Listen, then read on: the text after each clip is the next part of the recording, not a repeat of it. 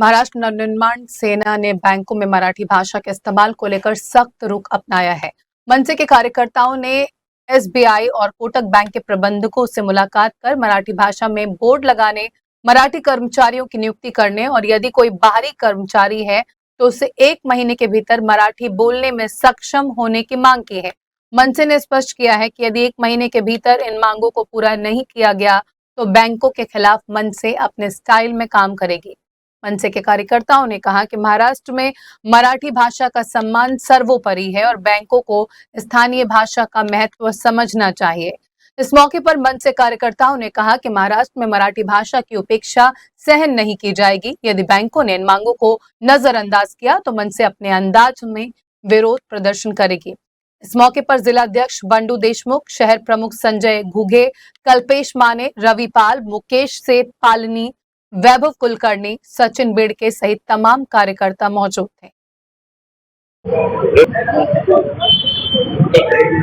देशमुख साहेब, उल्हासनगरच्या स्टेट बँकेत आपण आला होता, तर निवेदन दिलं आणि आपल्या कार्यकर्त्यांनी फलक देखील या ठिकाणी इंग्रजी भाषेतले पाठवले। काय नेमकी मागणी? मुळामध्ये हे लोक महाराष्ट्रामध्ये धंदा करतात।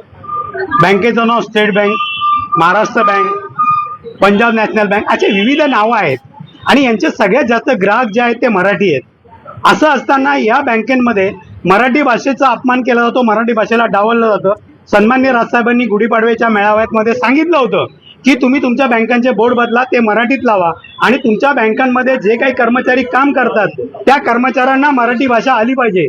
कारण इथे येणारे सिनियर सिटीजन असतील, वरिष्ठ म्हणजे ज्येष्ठ नागरिक आहेत किंवा इतर लोक आहेत, त्या सगळ्यांनाच हिंदी किंवा इंग्रजी येत नाही, त्यांच्याशी तुम्ही मराठी बोललं पाहिजे आणि त्यांचा अपमान होणार नाही याची काळजी यांनी घेतली पाहिजे। परंतु सातत्याने मराठी भाषेला डावलायचं, हिंदी आणि इंग्रजीला प्राधान्य द्यायचं या लोकांनी सातत्याने हे चालवलेलं आहे। पण यापुढे या गोष्टी खपवून घेतल्या जाणार नाहीत।